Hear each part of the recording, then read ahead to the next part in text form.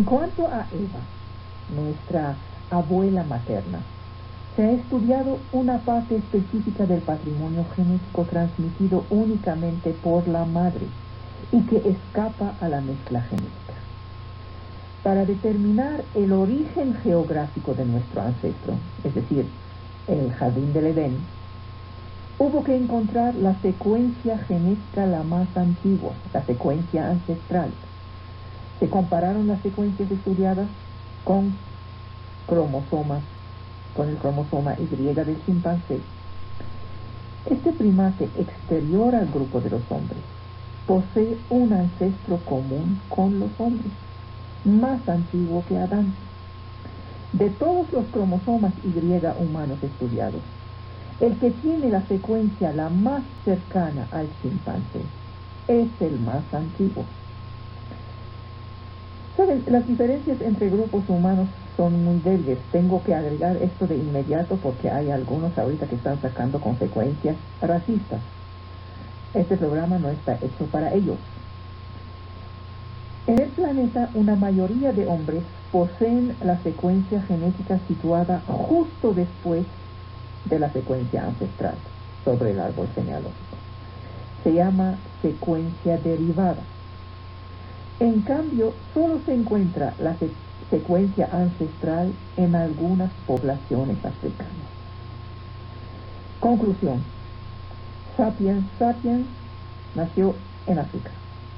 Una mutación aleatoria modificó el patrimonio de los espermatozoides de este Adán genético, que dio nacimiento a un hijo portador de la secuencia derivada. Unos descendientes de este hombre, del hijo, habrían luego dejado el hogar, así son los hijos, para poblar el resto del planeta. Al medir el porcentaje de africanos que presentan el cromosoma Y ancestral, se pudo identificar los descendientes directos de Adán. Los más cercanos genéticamente son los Khoisan, los Bushmen. Apenas 3% de los etíopes y 5% de los sudaneses llevan esta secuencia ancestral, pero 20% de los Khoisan la llevan. Conclusión, ellos son los más cercanos. Los Bushmen o Khoisan son los hijos de Adán. Como él, su pueblo nació en África del Este. Se desplazó hacia el África del Sur, donde hoy vive. Entonces, Homo sapiens nació en África, luego migró para colonizar otros continentes, donde suplantó al Homo sapiens arcaico, que ya vivía aquí, ahí en estos continentes. La idea es que no llegó a un espacio vacío, es como la historia de Palestina, pues. Llega y ahí sí hay gente, no es que no hay gente. La primera ola migratoria fuera de África ha sido seguida por una segunda migración más reciente que volvió de Asia hacia África. Se van y pues luego vuelven cuando les va mal. Cuando los primeros sapiens llegaron a Asia, se reprodujeron con mujeres que ya estaban establecidas. Sus descendientes emprendieron el viaje de vuelta hacia África. La gran diversidad genética que se observa hoy en este continente africano se debe a estos movimientos de población en ambos sentidos, ida y vuelta. Eso sería para rechazar cualquier conclusión racista que ya estaría en la cabeza de algunos.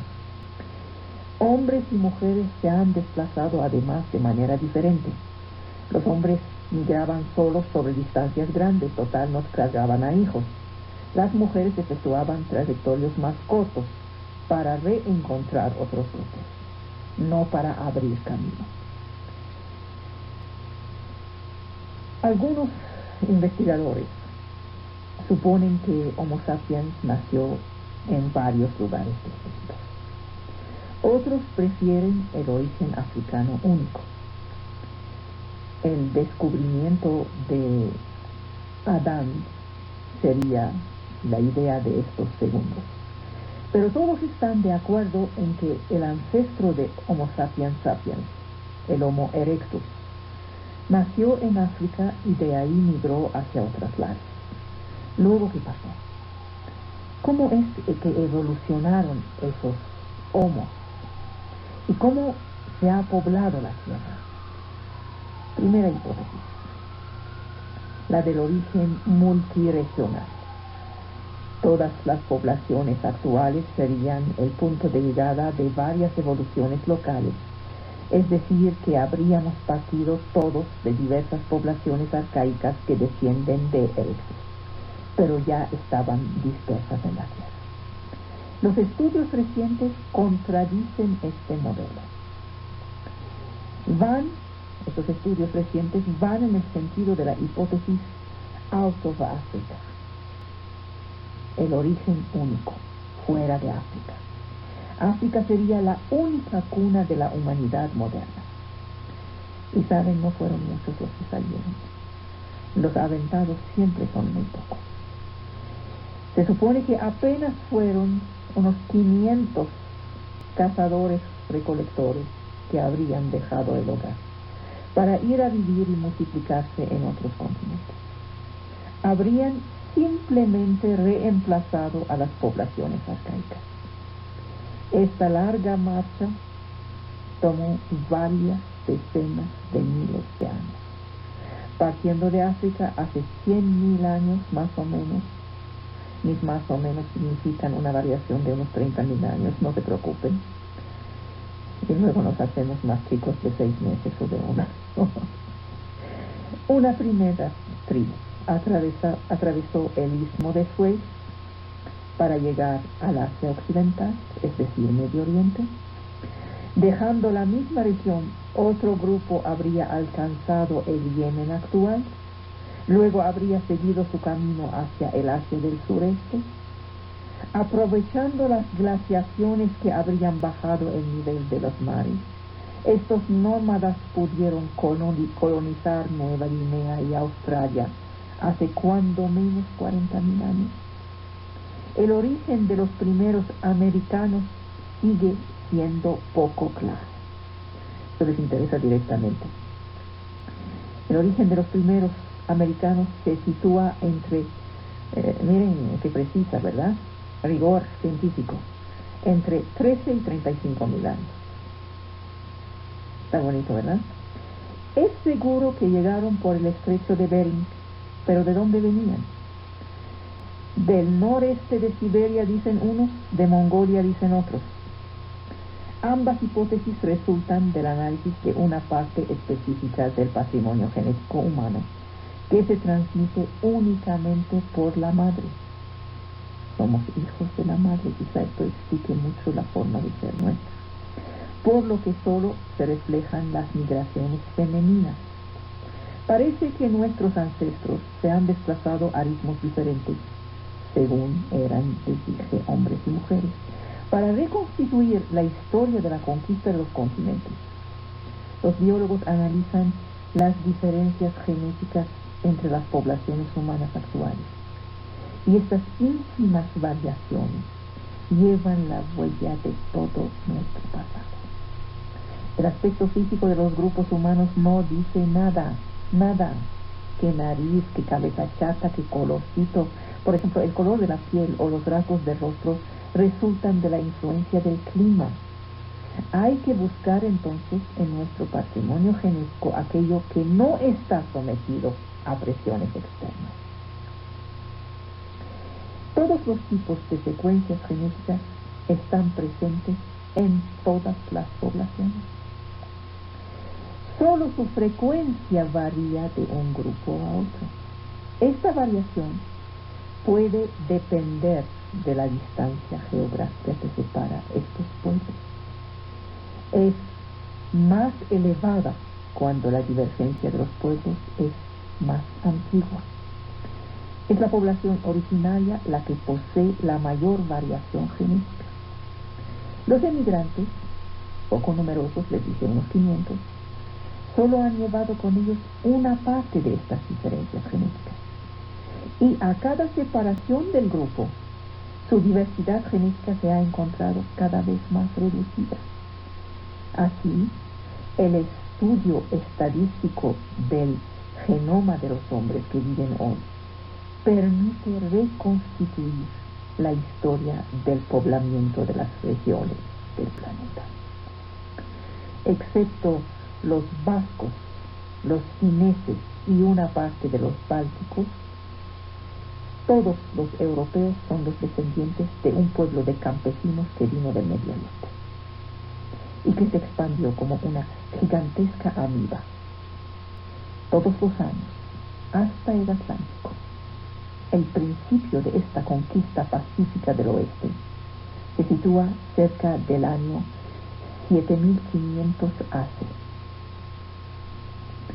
Su motor fue la explotación de nuevas tierras agrícolas. A medida que el número de los migrantes crecía, no alcanzaba la tierra, iban a buscar otra. Hacia 8500 AC apareció en Mesopotamia la agricultura, trigo y cebada, y la ganadería, borrego, cabra, vaca y puerco. Es lo que se llama el Neolítico.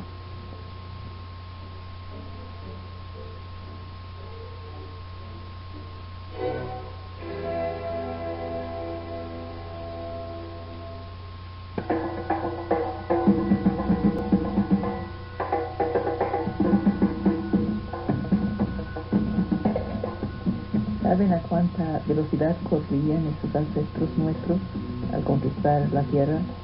A la velocidad de 1 kilómetro por año. Alcanzaron así las orillas del Atlántico hacia el año 4000 AC y por fin Laponia unos 1500 años después. Estos migrantes no eran los primeros, llegaban que había gente. Otros estaban ahí. ¿De dónde venían los otros?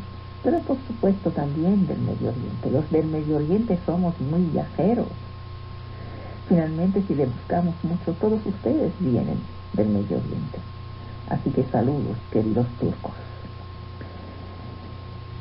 Habían empezado su migración en el Paleolítico los primeros. Hace 40.000 años ocuparon los territorios europeos recientemente liberados por las últimas glaciaciones del Cuaternario. Se trataba entonces de los pre-Cromañón. En el camino adquirieron los rasgos de Cromañón, es decir, de hombres civilizados, dotados por el dibujo, la pintura, el grabado, etcétera, y otras finezas, a la vez que propagaban la agricultura. Los campesinos del Neolítico, es decir, la segunda ola, divulgaban su lengua, primero en Europa, luego hasta la India. Es este pueblo de campesinos que propagó la agricultura hasta los confines de Europa, del Asia del oeste, hasta el Atlántico. Hay que recordar que estos hombres que venían de África del Este tenían como paso obligado para conquistar el resto del mundo al Medio Oriente. Era el paso saliendo de África. Este pueblo de campesinos se cruzó con las poblaciones indígenas, Cromañón, sin perder su especificidad genética. ¿Por qué? Porque eran los más fuertes. Esto se puede. Los ancestros de los negros americanos, que provenían todos de la costa oeste de África, trajeron con ellos, además de los genes que controlan el color de la piel, un llamado gen Duffy, que es mutante y que es específico del oeste africano y que confiere una protección contra el paludismo.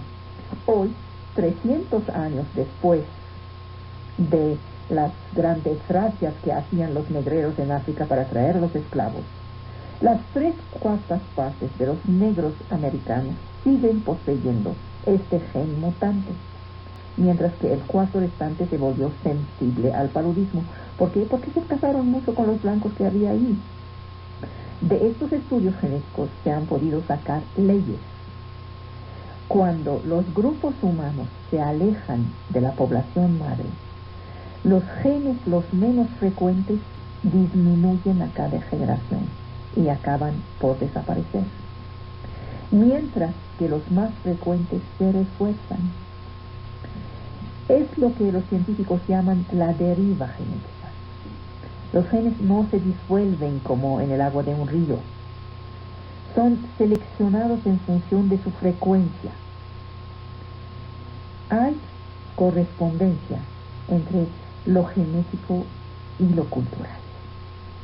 Los agricultores de los primeros tiempos, ancestros de las poblaciones actuales, derivan de una población única que podemos seguir como si fuera una película pasada al revés, desde los confines de Europa hasta Mesopotamia.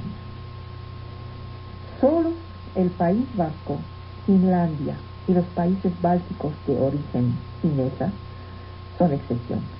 Ahí los campesinos de Medio Oriente no pasaron. ¿De dónde viene esa gente? Vaya a saber.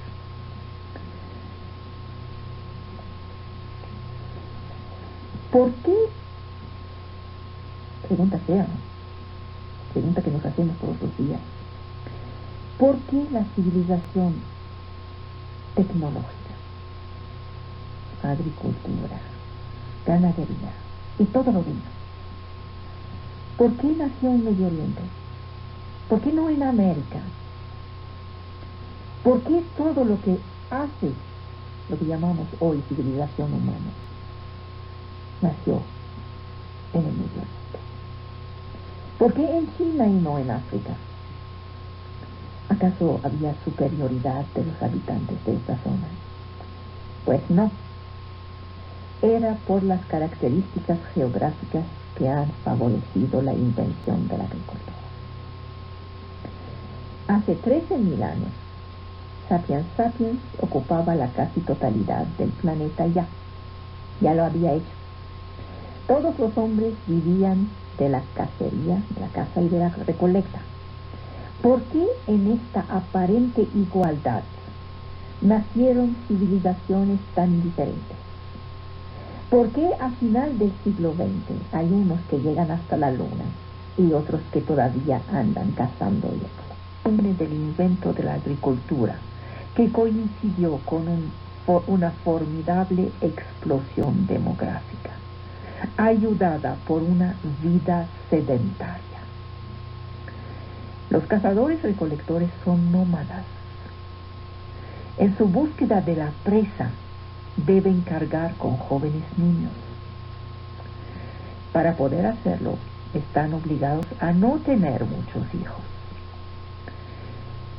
Esperan que el pequeño tenga 4 años, por ejemplo, edad en que puede caminar sin detener al grupo, para empezar con otro niño.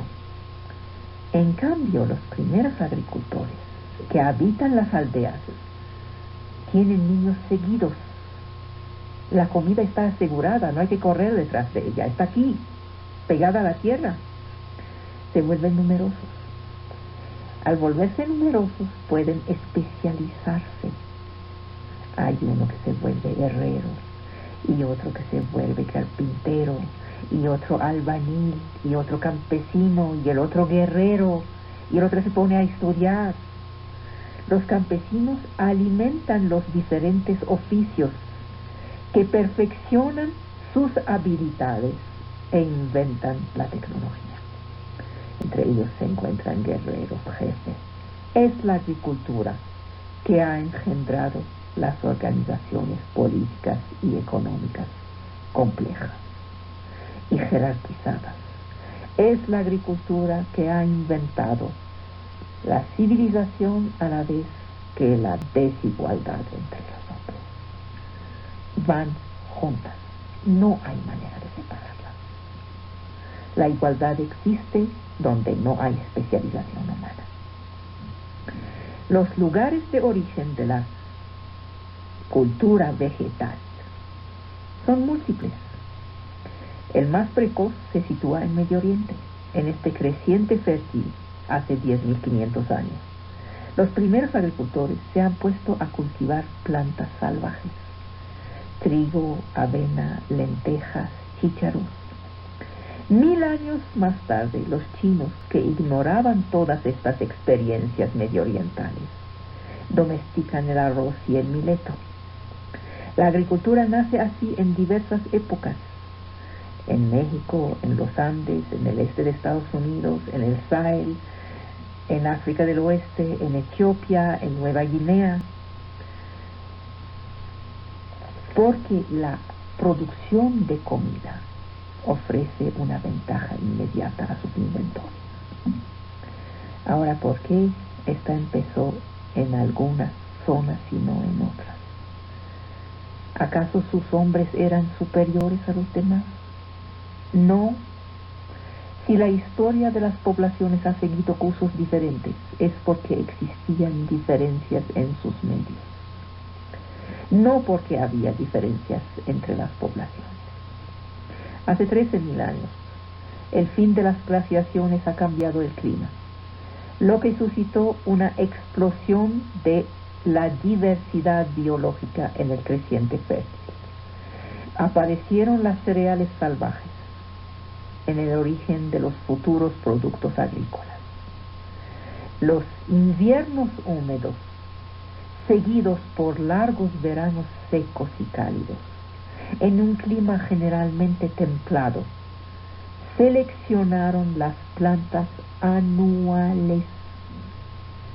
La región del creciente fértil representa características geográficas y de suelos muy diferentes sobre distancias cortas.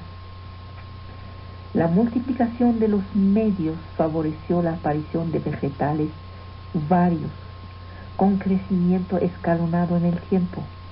Así el Medio Oriente se ha dotado naturalmente de muchos candidatos a la domesticación. Al ocupar una sola región, los hombres podían alimentarse en todas las estaciones, no tenían ya que moverse en ningún momento, ni en invierno. Había plantas que les hacían comer en invierno y otras que les hacían comer en primavera, verano, etc. La planta cultivada difiere de su ancestro salvaje por su crecimiento más rápido, por sus granos mayores de dimensión. Estas mutaciones genéticas aparecieron por azar. Los ancestros salvajes del trigo y de la cebada son genéticamente muy cercanos a los cereales que se cultivan hoy. Pero el ancestro del maíz, la llamada teocinta mexicana, no se parece en nada al cereal maíz actual. No tiene nada que ver los humanos. Así se dio, es el azar. Entonces, ancestro del trigo y la cebada, sí es muy parecido al trigo actual. Ancestro del maíz, no se parece al trigo actual, al maíz actual. Se necesitaron largas modificaciones en la biología de la planta salvaje para que diera un verdadero producto agrícola. De ahí la lentitud de la evolución. Es terrible. Los hombres no tienen nada que ver con él. No tienen responsabilidad. Es así. Por ello la agricultura nació tardíamente en México. En otras partes del mundo, los suelos demasiado pobres, las altitudes demasiado elevadas, se han opuesto al surgimiento de una gran diversidad vegetal. Los habitantes de esos lugares desheredados han tenido que adquirir de sus vecinos las preciosas plantas cultivables, es decir, plagiarles. En Europa, a partir del creciente fértil, y en Asia, a partir de China, la expansión ha sido rápida. Como les dije, más o menos 1 kilómetro por año. Esto es rápido. En cambio, las plantas mexicanas tomaron 2 veces más tiempo para alcanzar los Estados Unidos actuales. ¿Por qué estas diferencias? Los amerindios, también es el caso por los africanos, ¿acaso son menos susceptibles a la innovación? De nuevo, no. Todo viene de las orientaciones geográficas diferentes de los tres inmensos continentes. Miren, tomen un mapa.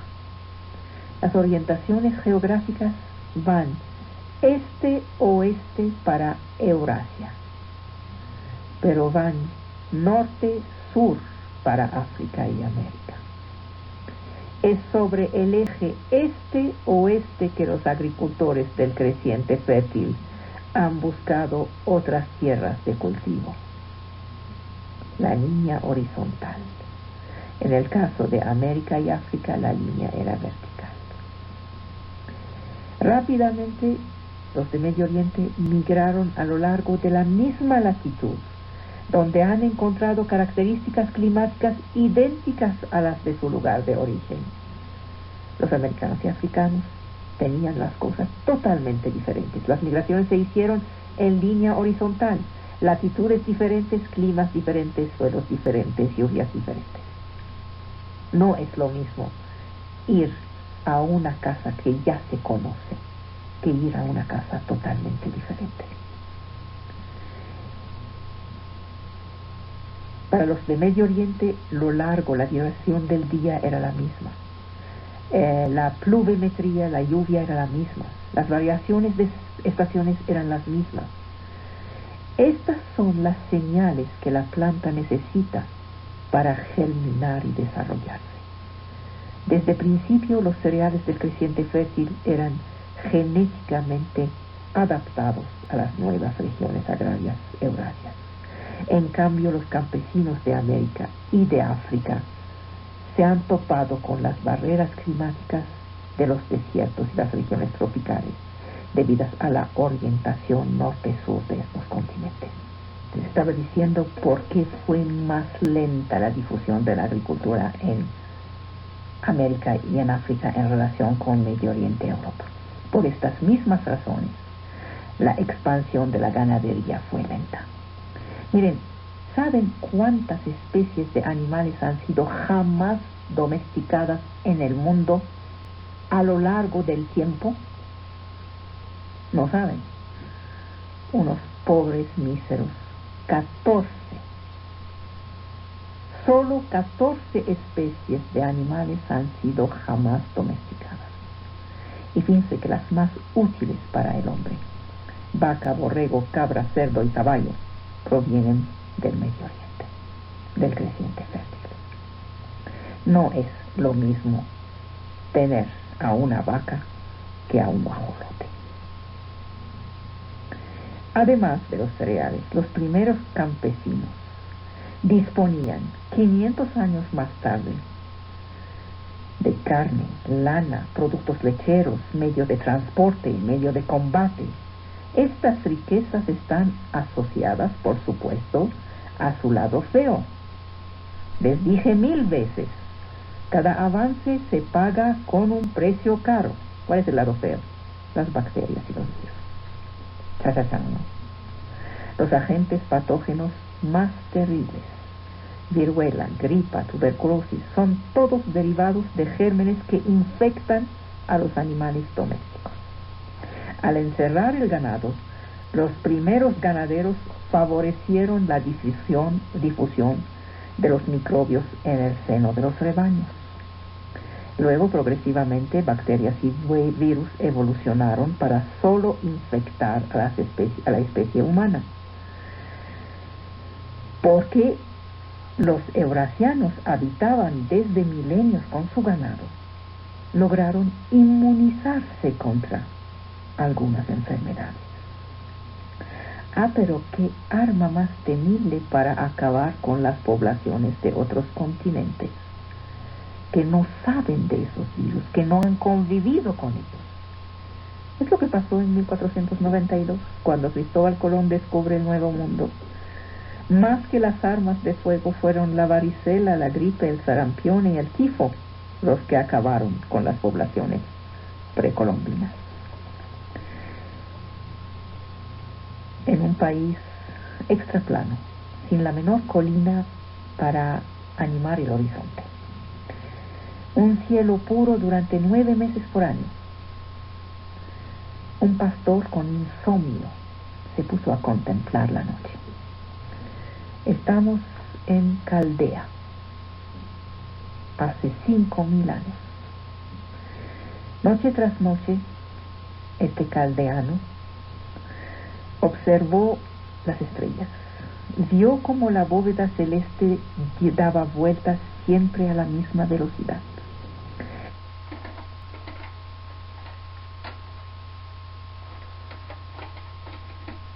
Cielo puro durante 9 meses por año.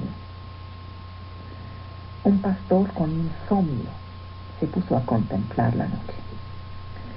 Estamos en Caldea, hace 5.000 años.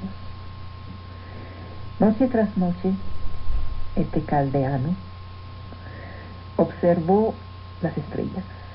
Vio cómo la bóveda celeste daba vueltas siempre a la misma velocidad, siempre en el mismo sentido, de levante a poniente. De una noche a la otra, las estrellas no salen en el mismo lugar. Todas no dan vuelta a la misma velocidad. El hombre caldeano cuenta 5 e imagina a unos dioses que cargan con antorchas. Estos eran los planetas. Y ese fue el nacimiento de la astronomía. La observación está en el origen de todos los descubrimientos, de toda comprensión. La percepción por un hombre de un fenómeno que había escapado a todos los demás. Este caldeano, en la primavera, veía a sus cabras parir. El rebaño aumentaba. Luego la muerte de algunas bestias lo hacían disminuir. Él se pudo precisar las variaciones de números.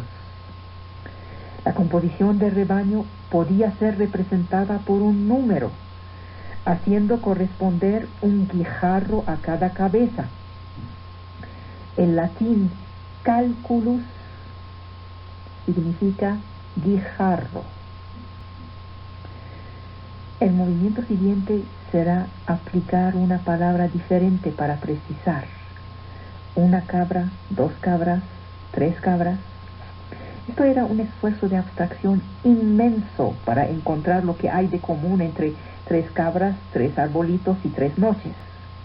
Algunas lenguas, por ejemplo el japonés, no utilizan la misma palabra para designar 3 peces y 3 diamantes. Es demasiado diferente para que digan 3 para las 2 cosas. Los franceses dicen, lo infinito empieza con el número 3. Nuestro caldeano y los ancestros griegos y los árabes y muchos otros pueblos tienen en su lengua 3 formas: el singular, el plural y un plural particular que se llama el dual. Para describir la cantidad 2, siglos han sido necesarios para llevar todo este asunto y encontrar los puntos comunes entre 14, 24 y 34, es decir, para crear un concepto de numeración. La base para nosotros es 10, para los incas era 20, para los caldeanos 60. Es sorprendente esta base 60, muy ahorrativa para escribir los grandes números. Por ejemplo, 3601 se escribiría 1010 en este sistema, o más bien 2 triángulos. Nuestros ancestros no eran burros. Había burros, por supuesto, los hay. Se encontró una tableta babilonia ejecutada hace entre 4 y 5.000 años que da el número pi con 5 decimales. Les digo, no eran burros. La agricultura era la base de la economía, la fuente principal de la vida, del bienestar, de la riqueza.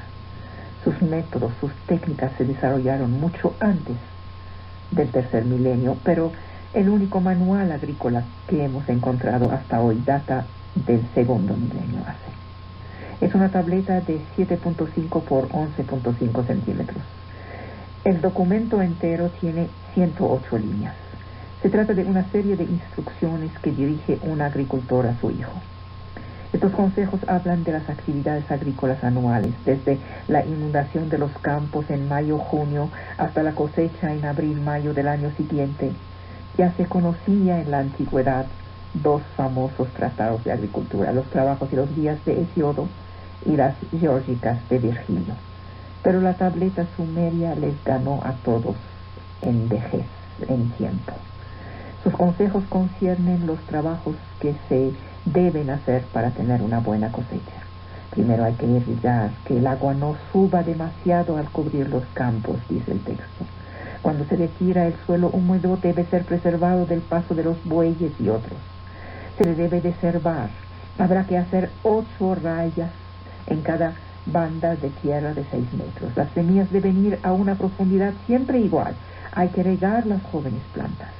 Los hombres deben trabajar por equipos de 3 en las espigas maduras. Uno para cortar, uno para amarrar y un tercero no sabemos bien por qué. Estas son las recomendaciones, no del agricultor, sino del dios Ninurta, hijo del gran dios Enlil, el verdadero agricultor. Otro dios, hijo de Dios, que dio nacimiento a otro mito que nos concierne a todos y que ya se viene para allá, que se llama Navidad.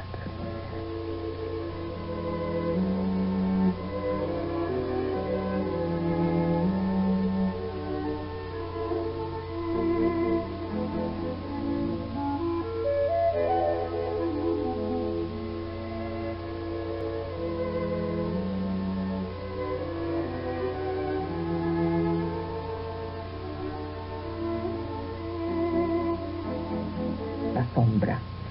Debemos decir, ¿acaso los Estados Unidos son realmente los amos del mundo? Vencedores de guerras mundiales del siglo XX. Nación indispensable. Hiperpotencia. ¿Cuáles son los criterios que fundan la hiperpotencia? 1, la superioridad militar. 2, el éxito económico. 3, la dominación tecnológica. 4, la influencia cultural. Tomámoslas una por una, 4 criterios.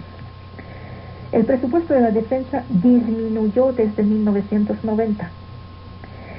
Pasó de 27% a 17% en menos de 10 años, de 1990 a 1999.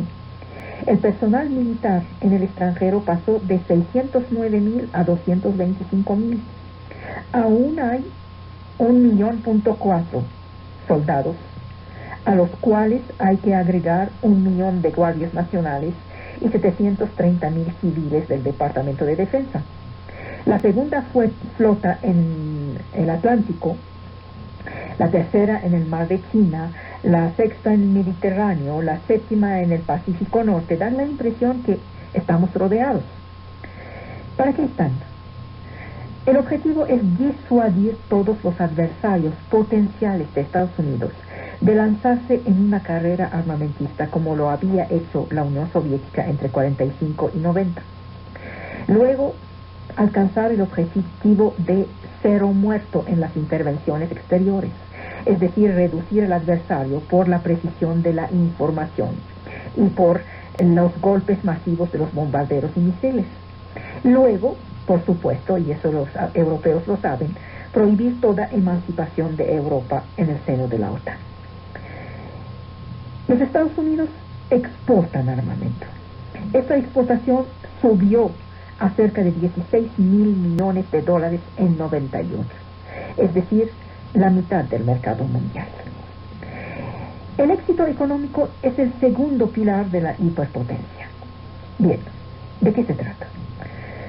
Se trata de un Producto Nacional Bruto de 7,783,000 millones de dólares para los Estados Unidos, contra 4,812 para Japón y 2,321 para Alemania, apenas 1,542 para Francia. Un Producto Nacional Bruto por habitante mucho mayor, $29,080 por año por persona, en contra de 24.400 para Japón. Tenemos entonces un ingreso mayor. Tenemos un crecimiento superior al 3% desde 96. Tenemos una economía que crea empleos. Tenemos un país que ha amaestrado la inflación. El año pasado, 99, la inflación fue de 1.3. Es nada. La economía estadounidense es hoy la más fuerte, la más competitiva del mundo. Los Estados Unidos representan el 15% del comercio mundial. El 50% de los intercambios mundiales en dólares. El 80% de las transacciones sobre los mercados de cambio están hechas en dólares. El 25% de la producción está garantizada fuera del territorio nacional. 8 millones de extranjeros trabajan para firmas americanas fuera de las fronteras de los Estados Unidos. Durante el primer mandato de Clinton, más de 200 acuerdos comerciales bilaterales o multilaterales han sido concluidos, entre los cuales el nuestro, el ALENA. La fuerza mayor, el arma mayor, es la superioridad de los Estados Unidos en el campo tecnológico, en particular en las nuevas tecnologías de la información y de la comunicación. Los Estados Unidos poseen el 50% del parque mundial de computadoras y un trabajador de cada 2 recurre a la informática. La agricultura americana es el número 1 para el maíz y el soya, el número 2 para el trigo y los legumbres. Su industria cultural le trae 18 mil millones de dólares por año, representa el segundo puesto de la exportación. Estamos hablando de cultura americana en el sentido amplio: música, ropa, manera de comer, de imponerse. No es el Estado americano, la nación, Washington, que encarna esta hiperpotencia. En cambio, tenemos que ver, al contrario, los límites de la potencia de la acción del Estado. Tenemos la impresión de una gran potencia que sola es capaz de prevenir, de interrumpir o de resolver un conflicto, pero que llega tarde, se va rápido y no garantiza la secuencia de lo que hace, como ocurrió, por ejemplo, en la guerra de los Balcanes. Si nos fijamos bien, los estadounidenses, los que llamamos americanos, resisten a esta superpotencia suya. Hay resistencia de la opinión a una política exterior demasiado activa, en particular en el plan militar. Y Washington siempre tiene tendencia a no asumir demasiado rápido las intervenciones exteriores. Hay tradiciones de aislamiento, de desinterés por los asuntos internacionales. Hay la secuencia del síndrome de Vietnam. Todo eso impide a los Estados Unidos de estar en todas partes y todo el tiempo, de ser los verdaderos gendarmes del mundo, de promover un nuevo orden mundial como se habla cuando se habla de manera militante de izquierda. No va por ahí. La hiperpotencia no ha logrado quitar a Saddam Hussein ni a Milosevic, no ha impedido que nazcan nuevas potencias nucleares como India y Pakistán, no ha logrado llevar a término el proceso de paz israelo-árabe iniciado en 94 por los acuerdos de Oslo, no ha resuelto el conflicto greco-turco, ambos países miembros de la OTAN. En África no ha resuelto ningún conflicto, no ha evitado el drama de Timor, no ha evitado la agresión rusa en Chechenia, no puede eliminar a Castro. La hiperpotencia no ha podido desde hace 10 años imponer su punto de vista a los europeos sobre la agricultura, la cultura, en el GATT, en el OCDE, en la OMC. Hay una zanja inmensa entre la retórica política que utilizamos y la realidad. La pertinencia del concepto de hiperpotencia está en otra parte.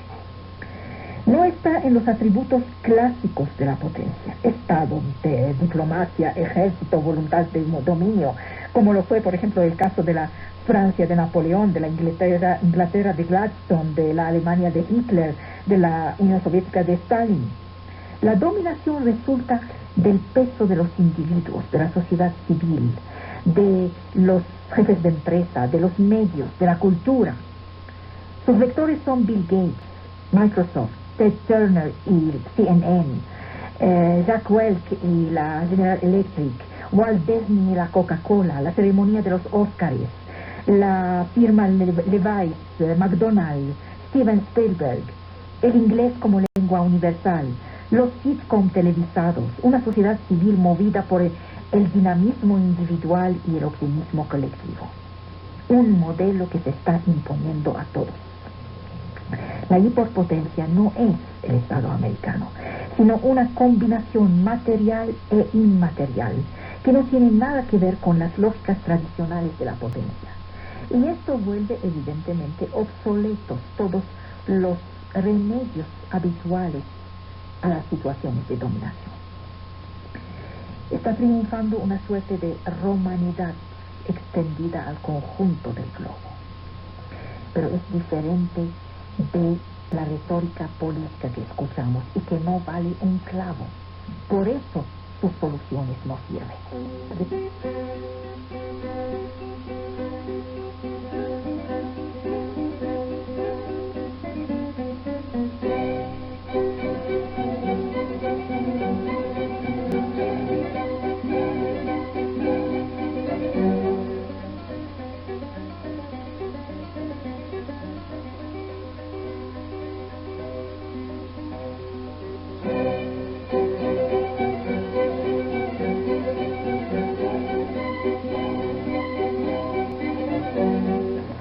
Saben que la palabra racismo es nueva. A finales del siglo pasado, el diccionario Larousse la menciona apenas. En 1932 dice el diccionario que las teorías nacionales socialistas son racistas, como si se reservaba la palabra racismo a estas teorías. Y sin embargo, las ideas sobre la raza se imponían con una autoridad científica. En 1853, Gobineau publicó su ensayo sobre la desigualdad de las razas humanas. Y a este libro se imputa la responsabilidad en lo que iba a ser el pensamiento corriente de los que se pretenden sabios y políticos. La idea era que algunas razas valen más que otras. Las razas mejores están llamadas a civilizar a las razas peores. Gobineau resumía las ideas de su tiempo. Científicos, biólogos, zoólogos, naturalistas pensaban así. Todos establecían diferencias entre las especies humanas. La raza llamada indoeuropea estaba puesta arriba del podio. El siglo XIX, de hecho, inventó el racismo. ¿Qué es el racismo? Se dice que es el proceso de identificación de un grupo al cual se pertenece. Se define como diferente de otros grupos. Rechaza al otro para afirmar su propio ser. Al momento en que se confronta con el descubrimiento de mundos diferentes, de poblaciones que no comparten su religión, su forma, su color, los pueblos occidentales elaboran sistemas de autoprotección, que son sistemas de hostilidad. Hay un racismo diferencialista y un racismo universalista. Fíjense que es en el nombre de las luces, de la liberación del género humano, que se ha justificado la colonización del mundo. En el siglo XIX, la ciencia misma quiso reforzar este prejuicio de razas mejores y razas peores. Les digo que es una noción nueva porque para los griegos, para los romanos, la idea de racismo era rara. Los extranjeros todos eran bárbaros. En la Europa cristiana del medievo se hablaba de infieles. La idea de raza y el hecho de que implique una superioridad y una inferioridad es extranjera al pensamiento antiguo. Del lado griego, cuando leemos a Heródoto, vemos que admira los habitantes de Etiopía. Dice, los hombres son más grandes, más bellos, viven más tiempo. Del lado romano, el imperio se considera como una institución política de carácter universal que suma a todos los hombres. Cicerón dice, los hombres difieren por el saber, pero todos son iguales por su aptitud al saber. No hay raza, dice Cicerón, que guiada por la razón no puede llegar a la virtud. La concepción antigua de la civilización descansa sobre una visión crítica, despreciativa del otro, el extranjero, el bárbaro. La palabra griega bárbaro designa aquel cuyo lenguaje es incomprensible, es decir, que no habla griego. El séptimo libro de política de Aristóteles sostiene que los medios geográficos hacen nacer pueblos diferentes por naturaleza. Las naciones de las regiones frías están llenas de coraje, de valentía, pero les falta inteligencia y habilidad técnica. Son incapaces de organización política, impotentes para ejercer la supremacía. Dice Aristóteles que son los norteños. Es exactamente lo contrario de lo que hoy decimos. En cambio, decía Aristóteles, las naciones asiáticas son inteligentes y de espíritu inventivo, pero les falta valentía, viven en la sugestión. En cambio, la raza de los helenes tiene las cualidades de los dos grupos. Es una raza libre que tiene excelentes instituciones políticas. El esclavo estaba definido como exterior a la comunidad humana. Su estatuto jurídico es cercano al del animal doméstico o del mueble. Es una cosa, una propiedad animada. Todo hombre al servicio de otro es como un instrumento. Se puede libertar a un esclavo y entonces este se vuelve humano. El pensamiento cristiano pone en duda la legitimidad de la esclavitud, como al igual que la idea de desigualdad entre los pueblos. Pablo impone la universalidad del mensaje cristiano. En el medievo empieza a difundirse poco a poco la figura del otro, aquel que no pertenece a esta esfera política y religiosa. A través de las cruzadas, Occidente se enfrenta con el mundo exterior. Los otros son los judíos, los beduinos, los mongoles. Había entonces una costumbre regular entre cristianos y judíos, la llamada disputatio. Se disputaban con palabras, con argumentos para saber quién es el mejor. Esto es absolutamente democrático y absolutamente antirracista. Vino San Luis y prohibió la práctica de la disputatio. Negó a los judíos el derecho a la palabra religiosa y por lo tanto a la existencia colectiva.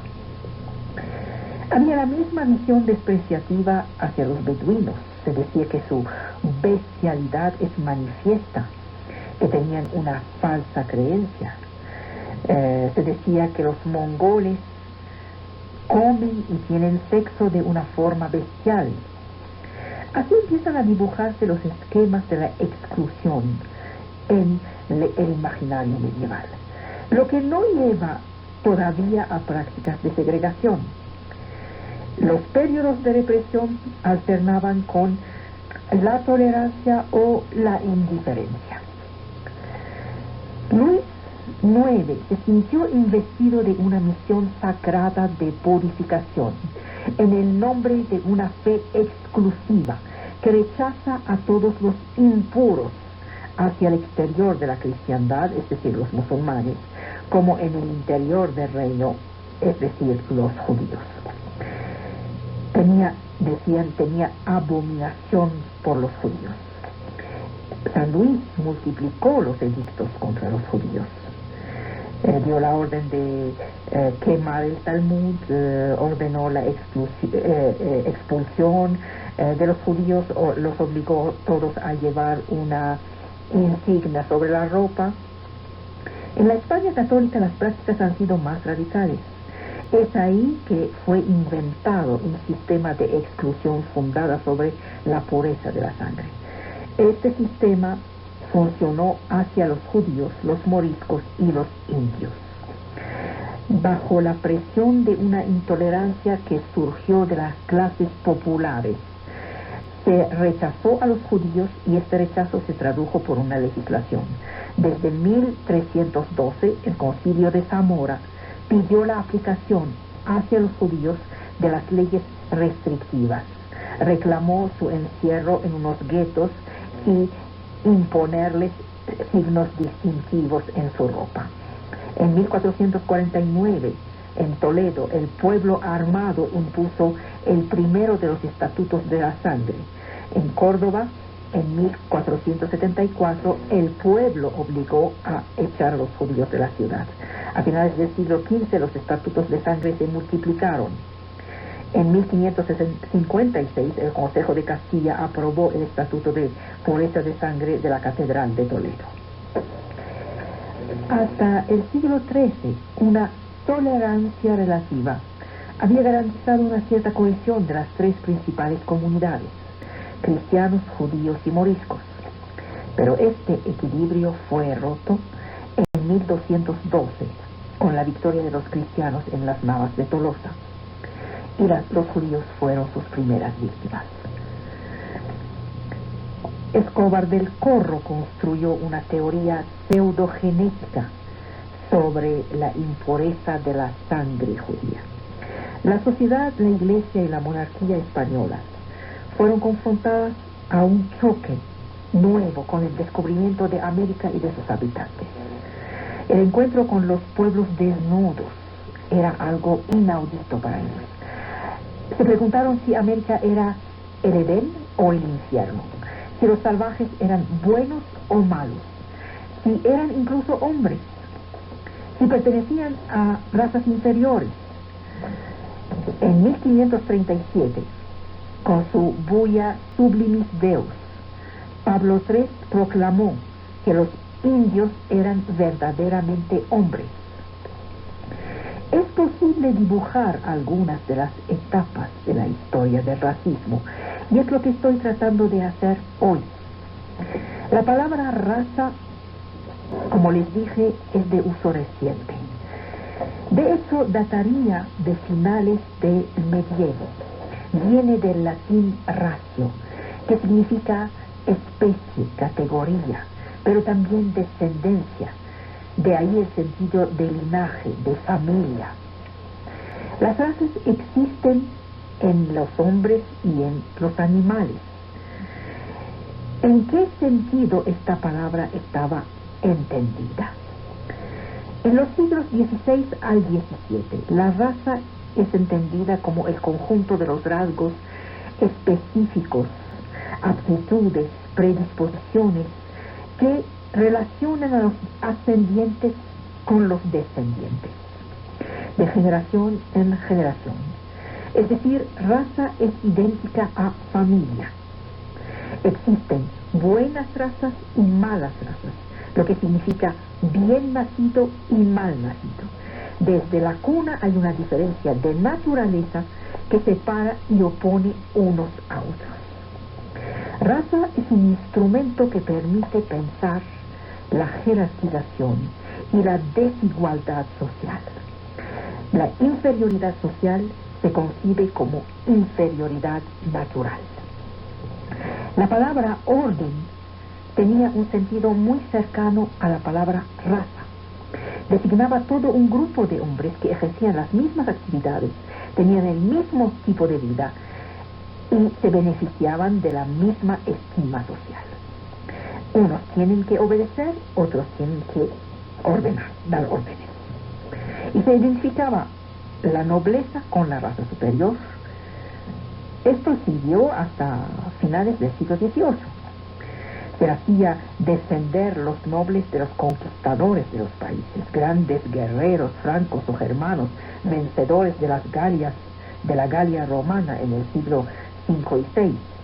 La desigualdad de las órdenes era la consecuencia de una lucha de razas, se decía. En el antiguo régimen parecía común que las razas existan en el seno de la naturaleza, como entre los animales, en el seno de la sociedad, en el seno de las naciones. Un pasado de conquistas crea un derecho de dominar o un deber de servidumbre.